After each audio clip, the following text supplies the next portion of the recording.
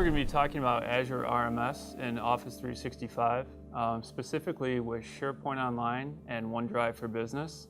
I did put together a previous video where we explain more of the overview of Azure RMS and some of the other use cases. So you can definitely take a look at that.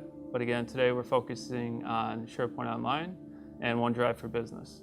There are two different variations for Azure RMS. There's Azure RMS for Office 365 and also Azure RMS, which is included with Azure RMS Premium.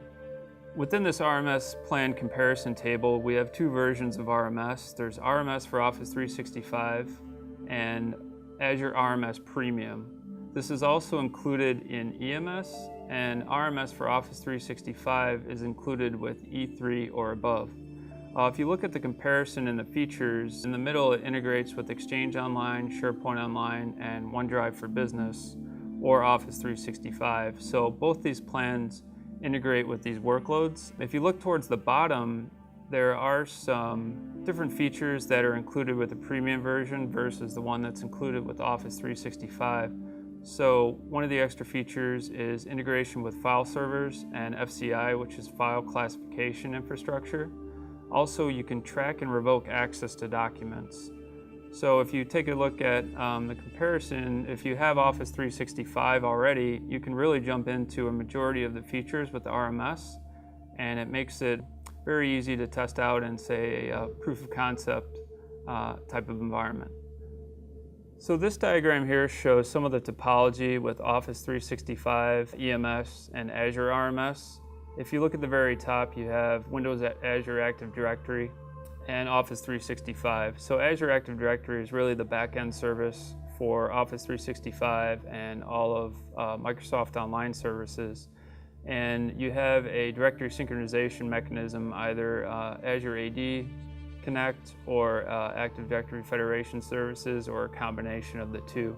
So having the synchronization allows you to have your users be able to log in with their Active Directory credentials and allows more of a single sign-on environment for Azure RMS. There's also some on-premise Azure RMS connectors that are available. We won't be focusing on these because we're focusing on Office 365, but FCI was mentioned earlier. There's also, if you have Exchange 2010 and above, or SharePoint 2010 and above. So today I want to show Azure RMS and SharePoint Online, and what this allows you to do is to protect documents and document libraries upon download and upon them being stored in SharePoint Online. So the key feature here and advantage is that if a user downloads a document, the Azure RMS rights and protection stay with the document. So in this example, we'll be able to show a user downloading the document to their desktop, but then also to, say, another location that represents a home PC or possibly even a USB device. So very powerful features above and beyond the SharePoint permissions or file permissions that are included in your possible workloads today. But the feature that we're looking at here, again, is Azure RMS and Office 365. This is also included with E3 and above, as I previously mentioned. But one of the first steps in order to using Azure RMS is to activate it on your Office 365 tenant.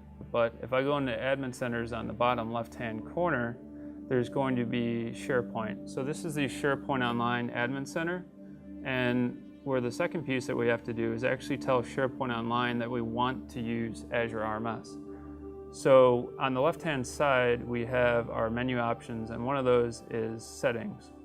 And when you click into Settings, you can scroll down and there's a Information Rights Management section. Now this is the same as Azure RMS, it just used to be called Information Rights Management, and in the SharePoint Online and SharePoint On-Premises world, it's still called IRM. But what we're doing is we're basically telling SharePoint Online that we're going to be using the Azure RMS service and essentially refreshing the settings. By enabling the Azure RMS features in the admin portal, I can now protect SharePoint Online document libraries and also OneDrive for Business document libraries as well. So we'll see that next in the upcoming demo.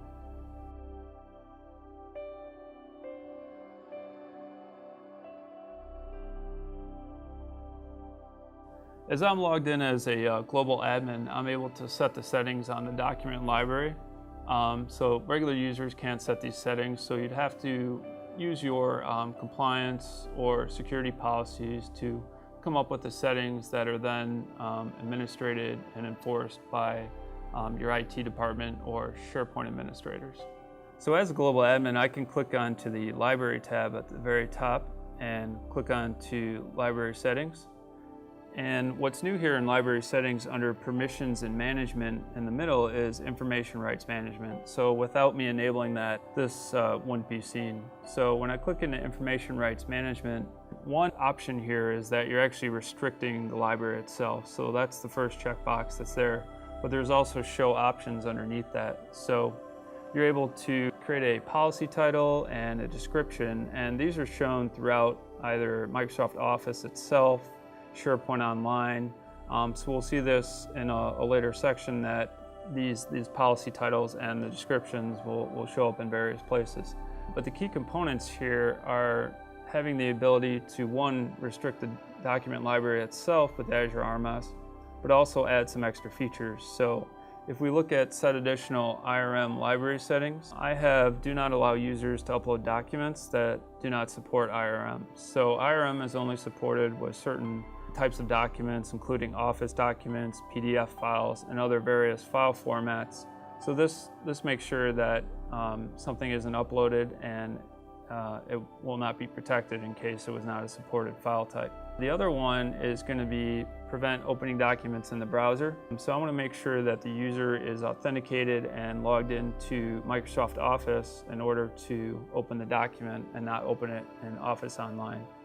We have other various features here that we can set. By default, if a user can't print, you would need to click this checkbox in order for them to print. There's some other features there as well for restricting the amount of days that the document will actually expire. So you can have a document expire after a certain amount of days, and essentially it could be a self-destruct type of mechanism. You can also have users verify their credentials within a certain interval or a certain number of days. This will make sure that a user has to authenticate to the Azure RMS service in order to access the document. So without being able to authenticate, there's no way they can access the document. So by enabling IRM and Azure RMS on the SharePoint Online document libraries, we've effectively locked down permissions above and beyond SharePoint Online permissions. So before, without Azure RMS, you could only use SharePoint permissions to give access to these documents in the document library. Say you have view rights, or you have edit rights, or you have owner rights. IRM and Azure RMS also use these rights, but then they assign them upon download as well. So the rights stay with the document, which is a very powerful feature that wasn't available with the standard SharePoint permissions. So if I hover over the document, I cannot see a preview of the document. If I click onto the document itself, it can only open in Office software and not Office Online. So you can see the restrictions in action here, and what I have to do is open it in Microsoft Word, being a Word document. So Microsoft Word 2016 is opening up, and the first thing that we're going to see is the IRM policy that we set up.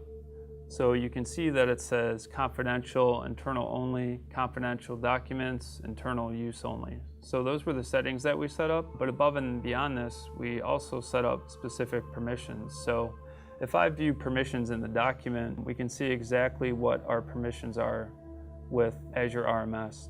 So if you look at the following permissions, I can really only view this document. So because my rights in SharePoint Online were read-only access, those also come down with the document once it's opened or downloaded.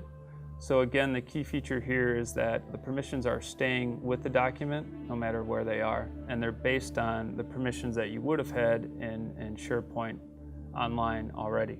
So again, in this case, with view-only access, you can see that you have edit, copy, print, save, export, all set to no. Now really one of the coolest features here is that you can demonstrate I can select text and copy is actually grayed out. So complete restrictions throughout the Office suite, I can go to File, print will be unavailable, Save As, Export is grayed out.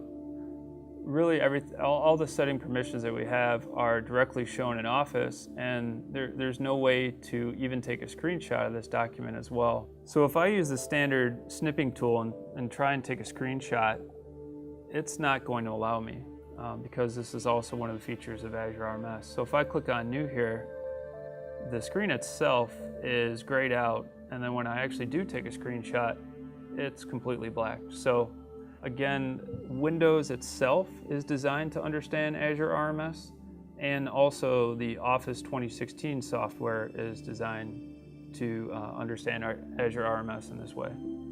So if I wanted to take this document and actually download it instead to see what I would see once it's on my desktop versus being in SharePoint Online, I can close the document and click on the menu button and go into the download area, and I'm going to download that same document to my desktop here.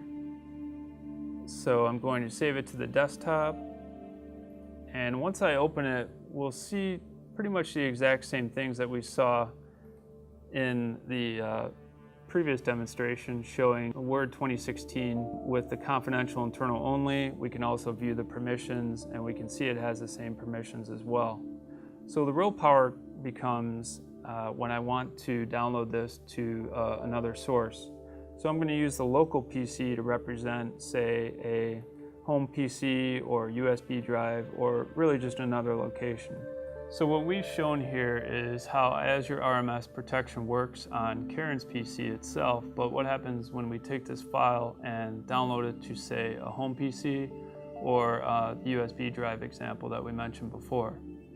So as you can see, once the file is open, the user on the home PC, or in this example, the local desktop, doesn't have rights to this document. So this really proves that the permissions of Azure RMS stay with the document. So it's a very powerful feature above and beyond what you might have with, say, email encryption or even using regular file permissions. So now we've seen Azure RMS in action with SharePoint Online, but we can also use the same feature set and really the same options that we had with the SharePoint Online document libraries with OneDrive for Business and users' personal OneDrives. So within the portal here, if I click on the app launcher, I can go into the OneDrive for Business icon.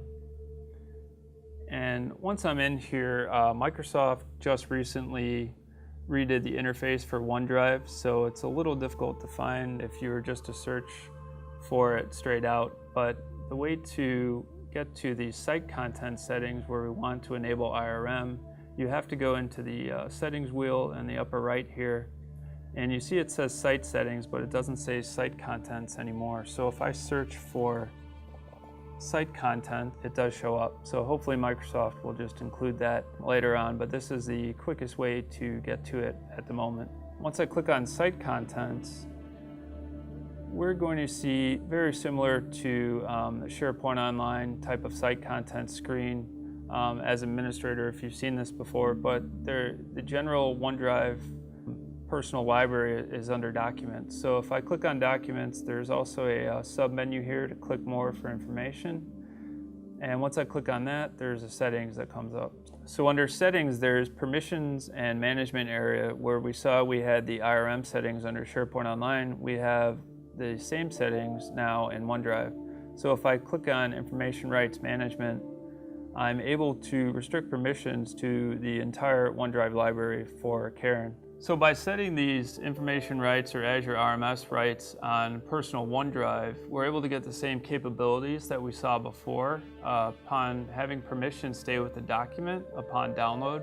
So if I were to download the document from the user's OneDrive and say they put it on a USB drive and that USB drive was lost, there's no way anyone could open the document without being able to authenticate to the Azure RMS service.